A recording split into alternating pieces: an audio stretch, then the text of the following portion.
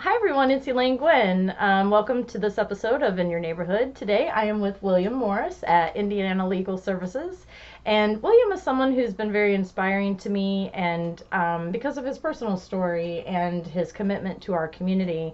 And so I thought my audience and watchers might be interested in learning a little bit about William Morris today. All right. Welcome, Well, William. hey, it's good to be here with you, Elaine. Thanks for Aw. inviting me. Thanks for taking time out of your hmm busy day. I know you're so hmm busy and I appreciate you. Well, yeah, if you're doing something, then I know it's worth it. So let's Thank do our you. thing. Yeah. It's so humbling how many people have said that. hmm It's humbling. hmm So, I know a lot about you, but hmm just for people who don't hmm know, can you tell a little bit about what you do in the community and what drew you to the work hmm that you do hmm and hmm things like that? Well, first, if you don't mind, I'm gonna tell everybody that we're in my office Yes, here at we're Indiana here. Legal We are. Services. So Yeah, yeah. my computer files Yeah, and yeah. everything all around. They can't see what a mess this place is. Yeah. Busy But people, yeah, busy. busy people. So I'm an attorney with Indiana Legal Services, and I do mostly about 90% landlord, tenant, and housing law.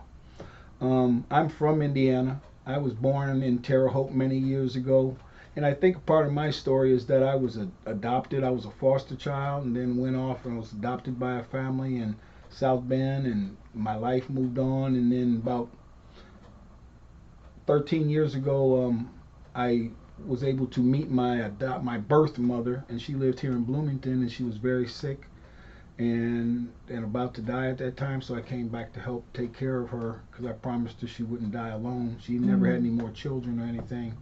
And then when I came back to Bloomington, it just felt like home after a while. So I just decided, okay, I'm going to come back, and so I've been here ever since.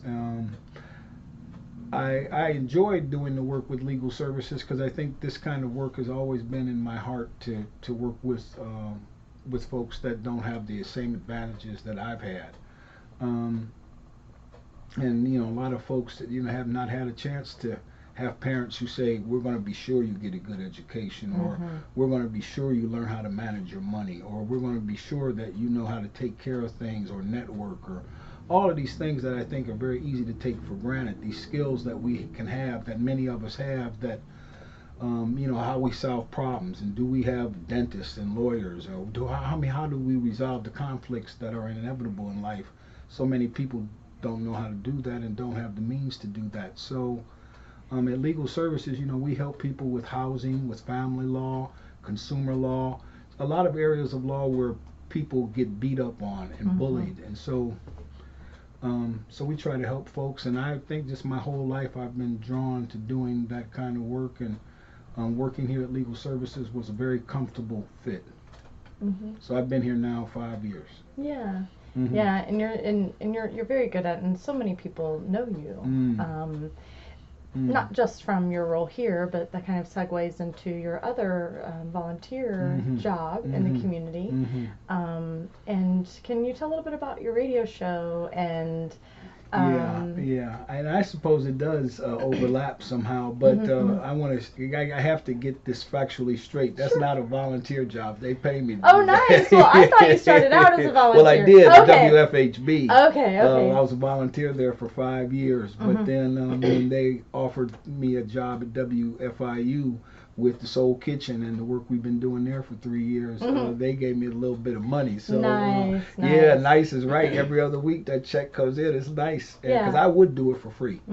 You love it that much. Yeah, I love it that much, and I like being on the radio. Not so much for the obvious reasons people might like being on the radio, but I think it's a little bit of the same thing happens at Legal Services. I like having these opportunities where we can share positive messages and ways of helping people sort of stand up a little taller, Mhm. feel a little bit better about themselves, have a good day. And music is so Yes. amazing for Yeah. that. And Yes. you brought up a good point, just for the sake of the conversation, that I'm also part of Project Stay, which is a suicide Mm. prevention Mhm. movement, I Mm-hmm. guess we'll call it that. And I did a public service announcement last year with the thought in mind that you can reach somebody through radio Mm-hmm. that is disconnected from other people Mm-hmm. with the things that you say. And Yeah. that does build a sense of community and connection. Yeah. And it is important, and it's amazing to think that, just by playing a song for someone, that you could be lifting someone's day up, or something like that. So yeah, I get that. That's Yeah. powerful. Yeah, and then I don't know that I had really attached all the significance to it that I've learned about in the last 8 years. About playing songs that people that help people feel good about themselves, or improve the quality of their day, or bring some sunshine into the moments that they're in right then. I mean, because a lot of times, radio is happening in the background. It's not something you're actively listening to. So to get somebody's ear and to get them to hear actually what's on, it takes a little bit of, Yeah. it's just a great blessing. So the Soul Kitchen has been pretty positive. We get a lot of calls and emails and things about folks who have really enjoyed it for different times and enjoyed the message. It's a little bit like Bob Marley used to say, sometimes people listen for the groove and sometimes people listen for the message. And so I try to do both of them and put it together and see. But yeah, it sort of overlaps with what we try to do here at Legal Services. At least what I try to do, because we have legal problems we need to fix. But part of solving the legal problems is, for us, at least for me, and I think many other lawyers here, is to help people stand a little taller after their problems have been fixed. Not just to put a Band-Aid on, which sometimes that's all we can do, but sometimes to help people learn more about not just their rights as a tenant, but their responsibilities as a tenant. Right. Not just, because all of these roles that we have as consumers, as tenants, as fathers, as husbands. I mean, all of these things don't just have rights; they have responsibilities. Yeah, yeah. And so we want people to be plugged into that too. I might just, for a second, divert off to talk a little bit more about that. As you know, I'm the former executive director of New Hope for Families. Yeah, you did a great job too. Oh, thank you. I'm humbled by that. I'm still recovering from the stress. Yeah, girl. Yeah, you worked hard at that job. I saw it too. So, but the reason that this is so important, that people who underserved populations have someone on their side. I say that all the time. Sometimes you just need someone who is only on your side. And having something like an eviction can throw someone under for years. I mean, That's that prevents somebody, if they don't have someone that can co-sign for them or help them. I mean, this is their housing, and this is a very serious thing to have happen. And maybe you could share, if you can, I mean, I know confidentiality, but how have you seen this as impact someone's life, or how is there any way that you've intervened in some way where it had a positive outcome and it prevented someone from having more hardship? Elaine, there's a couple thoughts come to mind. One, and some of this ties into the work you did over at New Hope Family Shelter. I don't know that there's anything that gives us stability more than a home. And I think back to my life. Sometimes I could just cry, because I think back of how grateful I am for what I had. That my family lived in a home where we never thought that we were never going to have a home. I mean, it was always, we could live there for 20 years, and then that home became a home in all the ways that means, right? A place you can go and cry, a place you go play with your friends, a place where you're cutting the grass and you're planting flowers, and traditions, a place where you have a dinner table and you know what time dinner's going to be served. And I think it's just so easy to take those things for granted, but when those things are pulled out from you, and of course we see that all the time in the work that we do. We see that all the time, and I think as a lawyer, the first thing we try to do is to say, okay, what are your legal rights? Does the landlord have grounds to do what they're going to do? Can we resolve this problem? And sometimes we can't, because the situation has just gotten so out of hand that we can't go back and we can't put Humpty Dumpty back together. When this is the line that I say to landlords all the time, is there any way we can put Humpty Dumpty back together again? And that makes them sort of smile a little bit, and then they get it. Say, sometimes we can, sometimes we can't. Now, as I've been working in this for 5 years. One of the things I've tried to do, because landlords have rights too, and Right. and they have responsibilities too.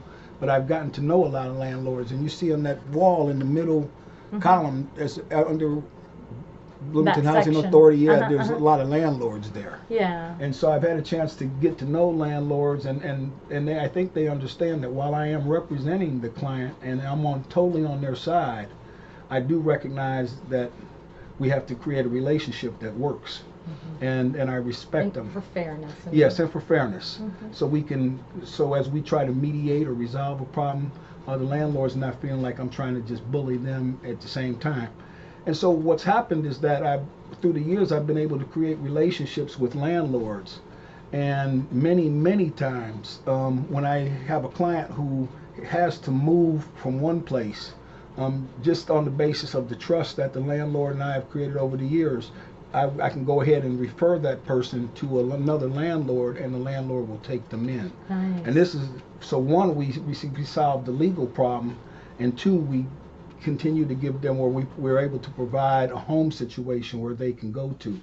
And I think of the work that we've been able to do, or we've been able to do in the last 5 years I've been here, that might be the thing that pleases me the most, that not only do we resolve the problem, but we give a person a place to go to that they can have a home. And you brought up a couple of points that some ideas came up while you were talking. And one of those things is, you were talking about stability and having a home and how important that is. And you know me, I'm always talking about the exciting brain. And the things that are happening in the brain during instability, and how a child's brain doesn't develop at the same level when you're experiencing poverty, or as I say, like it feels like you're being chased by a bear, and that's the name of my book that I'm working on writing. And when you feel like you're being chased by a bear all the time, you're not reaching certain developmental milestones. But when you're in a stable home, and you know what comes next, and you know when you're going to eat dinner, and you know that you're safe, your brain develops. And so this is more, and that's what I was just thinking as you were talking. I'm not saying that you go above and beyond the call of duty, but each and every one of us, and this is what a lot of my my vlogs have been about, is connection, and having a willingness to connect with someone and go that one step further. That's all it takes. Is just one. What's it hurt to make a single phone call to a landlord and say, hey, will you take these people, because they're going to have chaos if you don't. And I'm trying to raise awareness about that, the importance of connection, the importance of not being afraid to invite someone.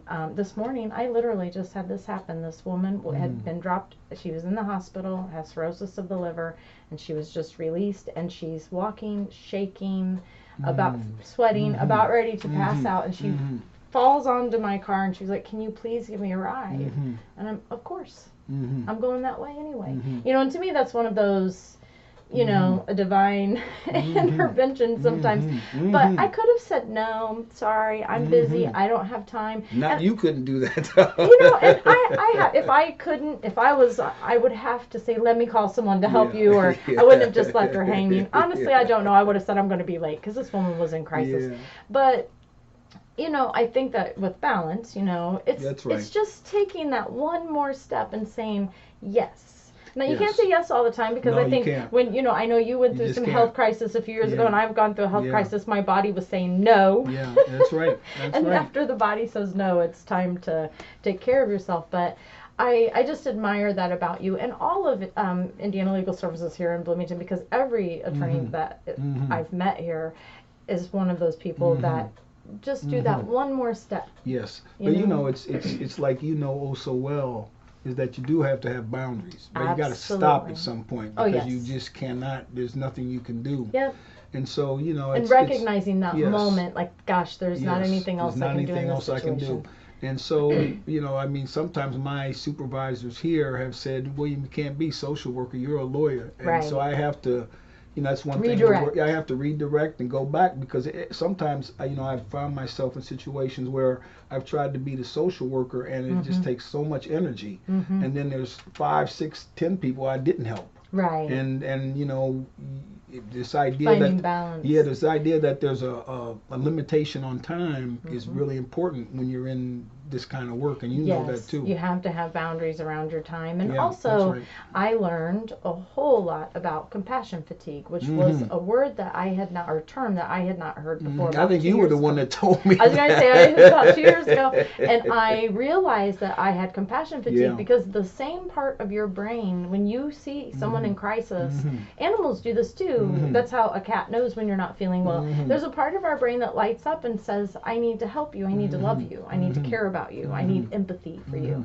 And after you go through this hit of empathy over and over and over again, you start to get fatigued. Yeah. You start Yeah. to get exhausted, and your cortisol levels go up, and then you have all kinds of problems. I started having some swelling around my heart. I mean, I could have gone into cardiac arrest. I mean, that's basically at that point I was like, okay, my health is important, you know. I But that's remember when you sad. told me this exact same thing. I can remember sitting in your office and you telling me this The exact same same about the thing, cat like, and everything. And, yeah, and I'm compassion. sitting there listening. I'm saying, geez, I got this same condition, compassion Yeah, fatigue. and I think that the way to balance that out is self-care, and we have to make space for that. But there, toward the end of my time at New Hope, it felt like I couldn't get enough time off, and that's when I realized it was not just compassion fatigue; it was burnout, true burnout. You needed months, a And year. that's where I Yeah, am. yeah. So that's what a lot of people have said, a year. And like I said off camera, I'm at running at about 80, 87% ish, feeling better. But I still have some bad days where I'm not able to handle stress, and it's an internal thing. On the outside, I Yes. look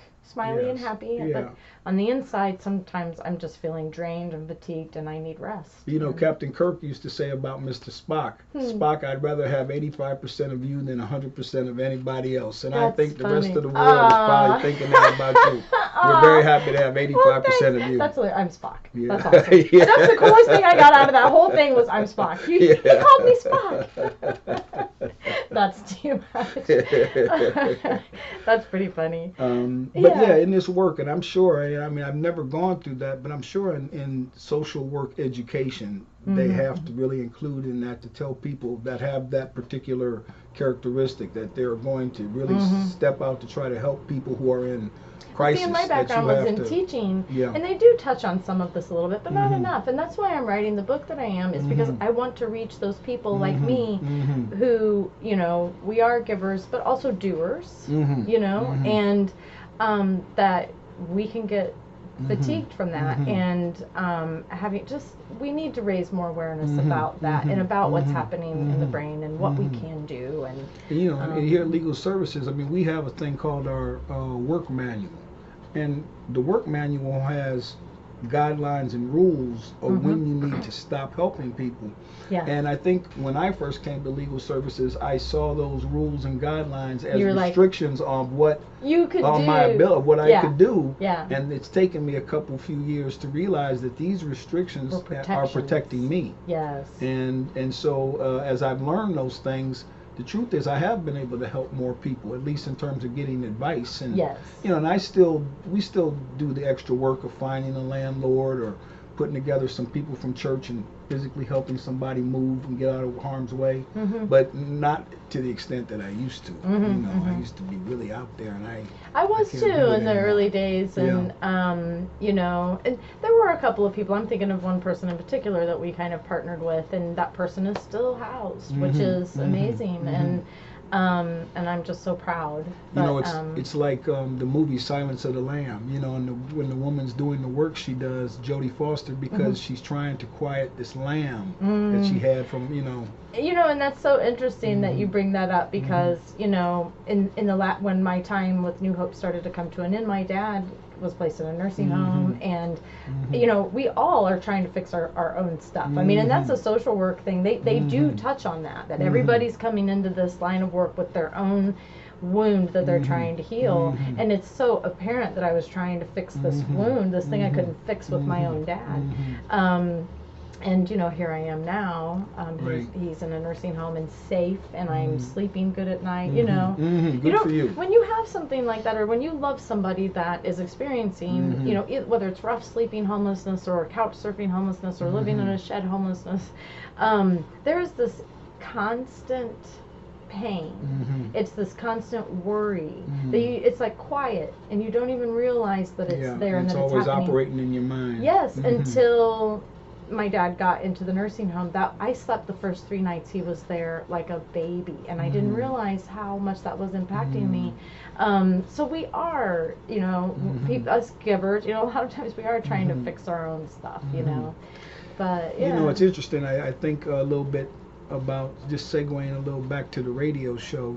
I think that's one of the things that's probably very healing and therapeutic for me about the radio show is it's like, okay, we're finding the groove and the message, but I don't have to do anything other than provide the groove and the message, and then it's like, okay, I hope this reached somebody. Yeah. If it did, then I'm great, and if it didn't, I had fun. And so it's I do get to be a little bit selfish in that. I don't have to. I mean, the boundaries are very clear to begin with. I don't have to go out and do anything. So it's good. It's good. It's impacting lives. Yeah.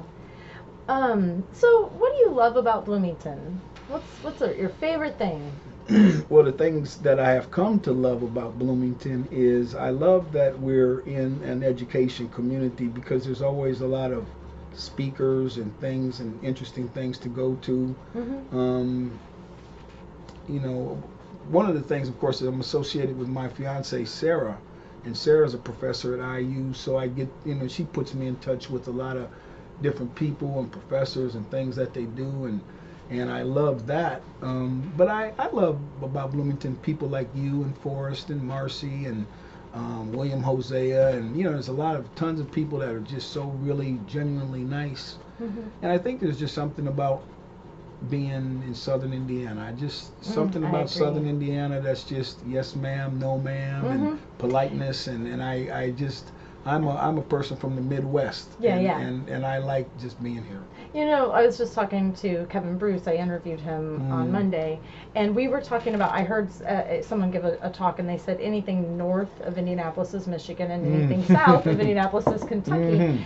And it does have this very rich Southern roots here. And, we have bluegrass music, and we have, the potters and weavers and wood carvers. And I don't think a lot of people realize that this area is so rich with culture that goes back to when the early settlers came across, and they brought this music with them. They brought weaving with them. They brought, and to think that this has been passed down from generation to generation, or wood carvers, or even the chainsaw carving, or the stone carving. I mean, this is all very rich in this area, and it's so beautiful here that it makes you feel artistic just being here. Well, I see a lot of that. I see a lot of that, but I think what I'm thinking about is something a little bit different, because a lot of the people that I know, and maybe you too, aren't even from this area, right? And so that's one of the things about college towns, and they bring people from different areas, and then those people stay. Yeah, see, I'm thinking about locals and that local sense, and that I'm in Owen County now. So yes, that's right. That's right. And I just love it. That's beautiful out there. I mean, I just love it, and it's just that because I can't afford Monroe County. Well, that's okay. There's beautiful homes out there in Owen County. And I'm thinking on that regard, that there's just, it's so rich with traditions and culture that has been passed down, and it is, it's very Southern and nice. It is. I mean, there's part of that Southernness that's nice, and then of course there's part of that Southernness that's a little rough. I mean, when people say Southern Indiana is the 14th state of the Confederacy, they're not talking about wood carving and all that. They're talking about other things, and sometimes that's here. Part of it too, and we have to deal with that. When you leave Bloomington, well, a mile in any direction, you're in another world. Yes. And sometimes that world is harsh, and shocking. One of the things that has been so interesting with me in legal services is that I represent so many poor white people, and a lot of times I go to their homes, and the first thing I see is a Confederate flag that's flying outside. Wow. And I, but I go in to help them because that's my job, right? To help people in poverty. Yeah. Regardless of their particular, feelings and stuff. So, but I had one case, and I know you were asking me about remembering a case. So I had one case where I was helping a family down in Lawrence County, outside of Bedford. I was getting ready to call out Lawrence County. Yeah, Awesome. yeah. And so I went down there and I helped this person with a landlord-tenant situation, and we had a favorable outcome. But one of the times I had to go to their mobile home, they have a big flag out there, a Confederate flag. So after we got everything fixed and got everything worked out, I told them, I said, I got to tell you, we've gotten to know each other a little bit. I want to tell you that Confederate flag, I'm not sure what is it you're trying to say, and this kind of thing. And then I told the guy, and he didn't seem particularly happy that I critiqued it. But then I saw him about 2-3 months later, and we had a cup of coffee, and I asked him how he was doing with his life. And the last thing he said to me, he says, Mr. Morris, I also want to tell you, based on some stuff you told me, I took that flag down and burned it. And I said, whoa. Wow. So that's what I said, whoa, really? And so he said, yeah, I believed him. So wow. Anyway, yeah, Well, so. I was going to call out Lawrence County also. I thought, maybe I shouldn't do that, but call them out. Go ahead, girl. I'm going to. Because, I was going to joke about myself and how few viewers I have so far, but no, I'm getting some hits. But there are people in positions of power who are afraid of Muslims to the point that they're so confused that they automatically think that they're evil and that and they have no idea of their religion or their beliefs and how beautiful and peaceful it is. And I was shocked, and these are people who are over the court system or jails or involved in like people's lives, and to think that this is still happening in this world is it's pathetic. Well, it's on one level, I taught English as a second language and lived in Mexico for a good number of years. I never knew that. Yeah, I lived in Mexico for 5 years. Just I was a missionary everywhere. and a teacher. And you're in the process of becoming an ordained minister. Yeah. So. And when I came back here, I wasn't a lawyer. I had been a lawyer in North Carolina, but when I first came back here, I taught English as a second language at the university. And, I worked with a lot of international students. And it's very interesting to me, just what you're saying, but another sort of angle of it, is how little people know about. A lot of my Muslim students from Saudi Arabia or whatever, they would make generalizations about the United States based on what they saw in Bloomington. Right. And I'd say, in their bubble. Yeah, in the bubble here. And I'd say, no. And they would maybe sometimes get offended that we didn't know certain things about Islam that maybe they think we should know. Yes. I said, you know what, if you went to your average person in Indiana, in southern Indiana, and asked them, how many Muslims do you know? They would say probably none. Right. And so they don't know. And I think if you asked, when you ask the international students how much do they know this about the United States or whatever, they don't know. Right. And I think when we only know what we know. Yeah, and when we don't know something about someone, unfortunately, I'm not so sure it's not a human condition that fear is one of the feelings that come up too, and then we start to make bad decisions about people and cultures and things, and we just don't know, and it's unfortunate. And I don't know, I'm being a little bit lenient and Yes. whatever toward people, in general. but I think that when when that fear comes up and there's nothing to stop it at that moment, then it just grows and it becomes something that's not very big monster. And so I say this knowing that I was the first black person that many of my white friends ever met, and they didn't know any black people. And so because of schools my dad sent me to and situations I was in, I was often the first black person they met and got to take home and introduce to their parents or whatever it was. And so, until you have that first person that really can come into your life, that first Muslim or that first white person or that first, there's a lot of black people that don't really know white people, and there's a lot of people that don't know other people, and it's very easy to create, because when you don't know, the only thing that we can do is create a generalization. Or make a story up in our head about it. Yeah, because we don't know. Yes. So we don't have a real story to say about a real authentic relationship. We have all we do is just go by what we read in the paper. And It's very limiting. Two thoughts came to mind, and then I want to wrap up. But one. Do we really have to wrap up? No. Can't we just go on for hours? Well, you know that we could, but so two things that came to mind as you mentioned, people only knowing what's in their bubble. Yeah. And a lot of times in these rural parts of the country, their bubble is a TV. Yeah, it's pretty small. And that's it. Mm-hmm. And, a lot of times the only time they get out is to go to that basketball game that's happening at the school on Friday or Saturday night. And then they're at home on a farm or, in the rural area, it's a lot different. And what came to my mind is in Buddhism, and this is an English term, but the term ignorance has a little bit of a different meaning. It's not a put down. It's a lack of information, and that's what ignorance actually means. So when you say that it's just their ignorance, it's like you look at this from a point of compassion and love in your heart that I'm not going to judge this person and I'm not going to be angry with them because they're missing information. They don't have information. And so I was thinking that, in the Buddhist term of ignorance, it's sad. It's like a sad thing, and I can feel compassion for that person because I'm like, oh gosh, look at that angry person. They're missing information. And I hope by having this vlog and by having conversations with awesome people like you and others, that I can continue to raise awareness by doing this and just keep planting seeds and hoping that someone will maybe reach out and change their mind about things. It's interesting listening to what you said. It makes me think, right, this ignorance. Because one of the things that, there's a thing going on nationally called the Poor People's Campaign. And this is sort of picking up the last work of Dr. King at the end of his life and really starting to think, what does poverty mean? Right. And there's, of course, the people that you and I have worked with who have had education poverty, financial poverty, poverty that we all emotional sort of attach. Poverty, but we attach to the word poverty, right? When the average person thinks poverty, we're thinking they don't have money, they don't have resources, this kind of thing.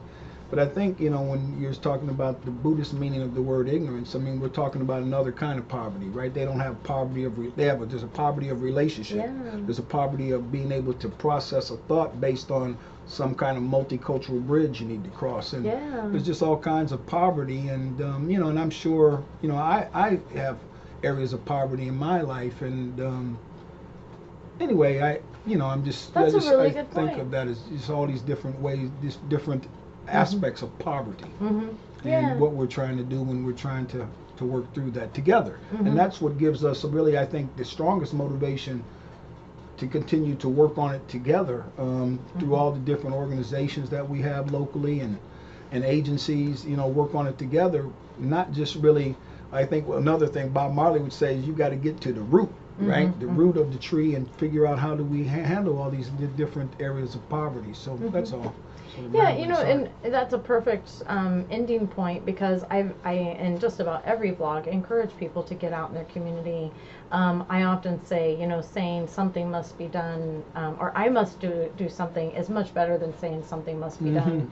And it is us. It is through connection. It is through community that we will make change. It's not through sitting around blaming the government, blaming other people. That doesn't do anything. And I'm all for prayer. I pray daily, twice a day usually, and that's sometimes more. But prayer alone is not enough. We have to go into action. Yeah, we need to be out there and hoping, and I'm all for the power of positivity and affirmations and things, but we need to get out there and do it. Well, there's a saying that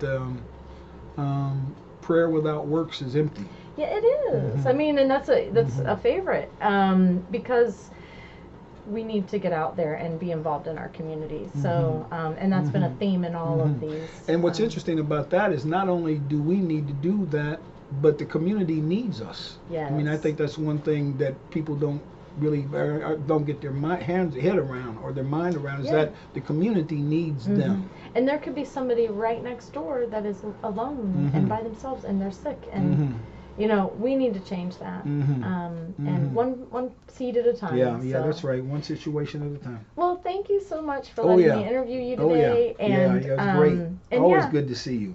You too. And until next time, bye. Thanks, y'all. See ya. Listen to the Soul Kitchen. Yeah.